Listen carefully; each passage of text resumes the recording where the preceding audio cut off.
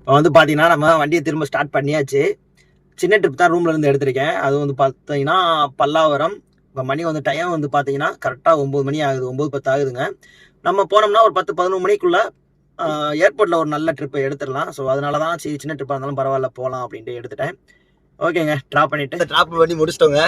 மாப்பிள்ளையா சொல்றதை கேளுங்கடா, வண்டியை நிப்பாட்டிக்கிட்டே இருக்காதீங்க, முடிஞ்சளவு நிப்பாட்டாம ஓட்டுங்க. ஏன் சொல்றீங்க கேட்டீங்கன்னா, இப்போ வண்டியில வந்த கஸ்டமரு அவங்களுக்கு தெரிஞ்சவங்க சென்னையில வண்டி போட போறாங்களாம். அதை பத்தி நம்மகிட்ட கேட்டுக்கிட்டு இருந்தாங்க. இந்த மாதிரி அது போக நமக்கு பர்சனலாகவும் நிறைய மெசேஜ் வருது.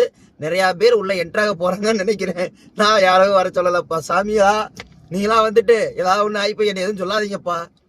முடிஞ்சளவு நிப்பாட்டாம ஓட்டுங்க. கஸ்டமர் வந்திருந்தவங்க என்ன சொன்னாங்கன்னா, இந்த மாதிரி சென்னையில் உள்ளவங்க தான் இந்த மாதிரி வண்டி போகணும் பேசிட்டு இருக்காங்க. அதை பற்றி டீட்டெயில் கேட்டாங்க. சும்மா சொன்னேன் இந்த மாதிரி இப்படி நிலவரன்ட்டு.